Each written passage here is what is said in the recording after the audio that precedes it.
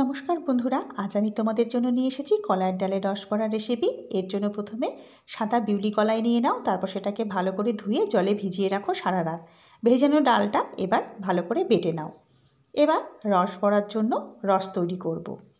যে কোনো পাত্র গ্যাসের আঁচে বসিয়ে তাতে 1 কাপ চিনি আর 1 কাপ জল দাও, মানে সমপরিমাণ জল আর চিনি মিশিয়ে একটা রস তৈরি করো। তোমরা তোমাদের প্রয়োজন অনুযায়ী চিনি আর জলটা নিয়ে নিও।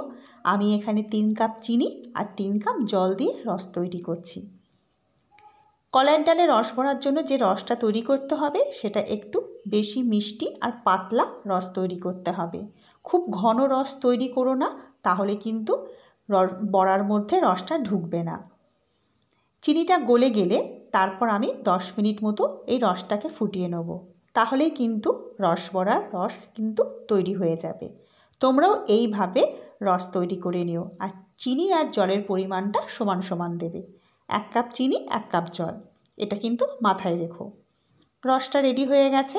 এবার যে ডালটা বেটেছিলাম সেই ডাল বাটার মধ্যে দেব গোটা মৌরি, আর কিচ্ছু দেব না, কলাইয়ের ডাল বাটা আর গোটা মৌরি। এবার হাত দিয়ে ভালো করে এই ডালটাকে ফেটিয়ে নেব। খুব ভালো করে কিন্তু ডালটা ফেটিয়ে নিতে হবে। তোমরাও কিন্তু খুব ভালো করে ডালটা ফেটিয়ে নিও। দেখবে কিছুক্ষণ বাদে ডালটা হালকা হয়ে গেছে আর সাদা হয়ে গেছে। এই ডাল যত ফেটাবে ডাল বাটার রঙটা কিন্তু সাদা হবে। ভালো করে ফেটিয়ে নেওয়ার পর তবে কিন্তু বড়া ভাজতে হবে। এবার সাদা তেল গরম করে ছোট ছোট বড়া ভেজে নাও, আর তেলের পরিমাণটা কিন্তু একটু বেশি করে দিতে হবে। যত বড় বড়া তৈরি করতে চাইবে তত তেল কিন্তু বেশি পরিমাণে দিতে হবে। এইভাবে সব বড়া আমরা কিন্তু ভেজে নেব। যারা লগ্নস কিচেন সাবস্ক্রাইব করেছো সেসব বন্ধুদের জানাই অসংখ্য অসংখ্য ধন্যবাদ। আর যারা এখনও পর্যন্ত লগ্নস কিচেন সাবস্ক্রাইব করোনি, আমার ভিডিওটি শেষ পর্যন্ত দেখার পর তোমাদের যদি ভালো লাগে তাহলে অনুরোধ রইল একটিবার সাবস্ক্রাইব করার জন্য। আর আমার চ্যানেলের অন্যান্য রান্নার ভিডিওগুলোও দেখতে কিন্তু তোমরা ভুলো না। দেখো বড়াগুলো কিন্তু ফুলে উঠেছে।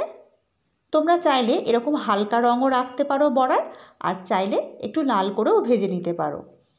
বড়াগুলো ভাজা হয়ে গেলে তেল থেকে তুলেই আমরা কিন্তু এগুলোকে ওই রসের মধ্যে দিয়ে দেবো।